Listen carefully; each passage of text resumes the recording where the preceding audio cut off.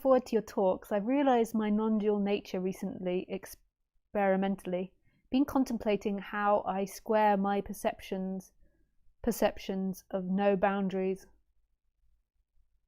or oneness with all of this, with the 7 billion other human perspectives as well. Are we all nestled together within consciousness? Hope this question makes sense.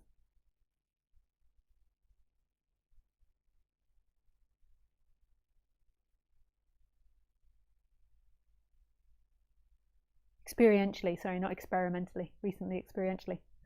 Nice. Yeah, it's really fascinating. These other humans that are so freaking difficult, huh?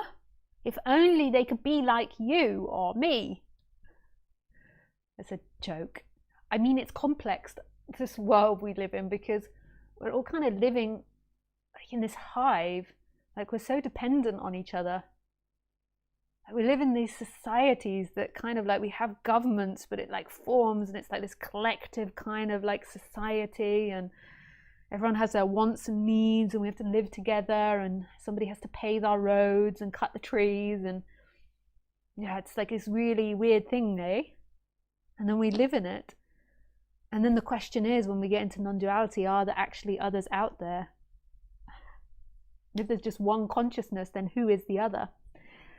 And that's the most amazing part of this subject, is the other is you. So when you're looking at me now, it's the same consciousness looking through these two bodies.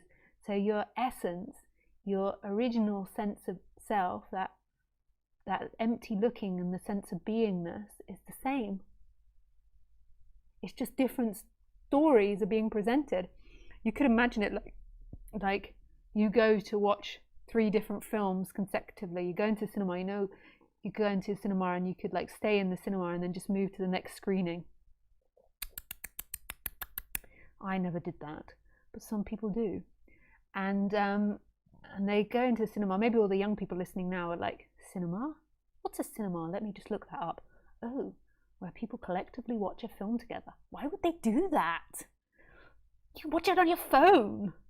Yeah, I know, humans are crazy.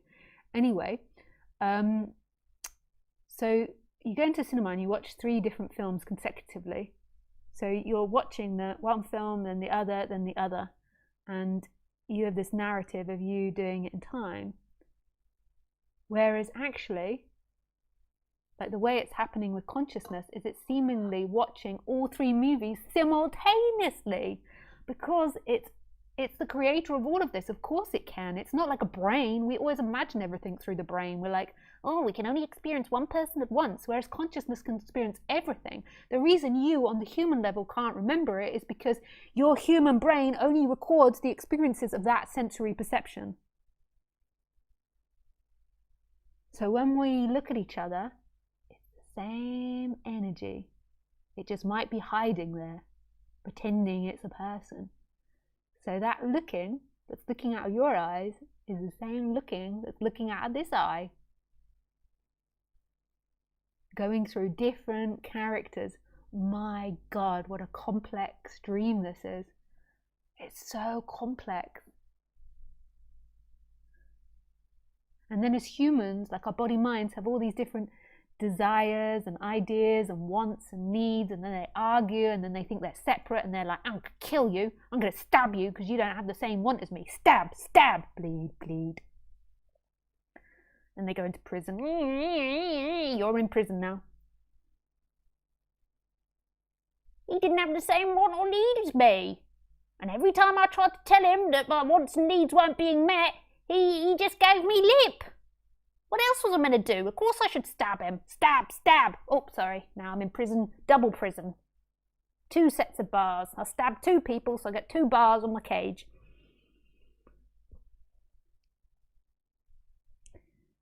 Sorry. I'm a right old player.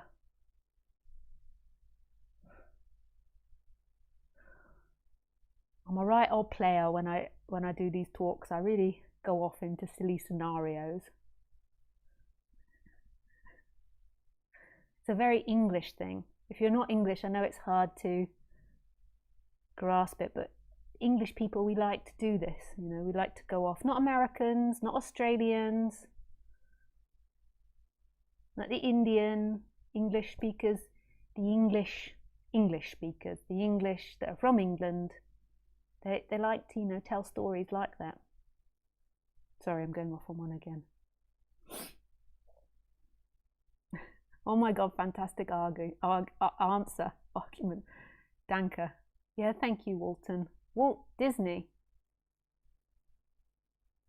I mean, like, that's really like being named after a king to have the name Walton, isn't it?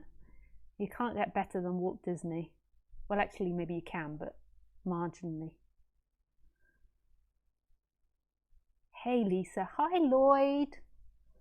Hope you're having a great Sunday. Danke. About 2 weeks ago, I was doing an inquiry on looking for the present moment. I looked and noticed there was no moment, and I had a subtle awakening. Yeah, there is no moment. There is no here and now. There is only this, and it's untalkable. You can't think about it. You can't imagine it. It's just, My mind went quiet, and I felt a sense of peace that seemed to pervade everything. There is still a sense of contraction in the body, though, at times. It can feel like it's tensed up for no apparent reason. Would you advise body work to help that along, or is it something that will fade in time? The awakening I had was subtle, but I know deep down that the mind has lost its power and that there is no going back to before. It's as if the mind residue is still embodied after many years of seeking. Thanks, Lisa. Hope you have a great day. Yeah, sure. I still that awakening was, like 11 years ago now. And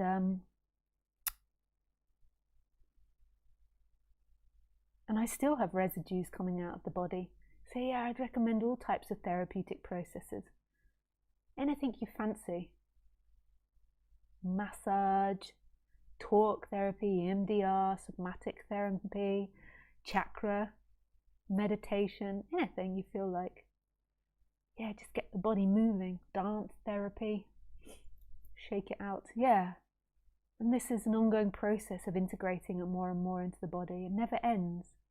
Like nothing in this world ever ends, so how could that possibly end?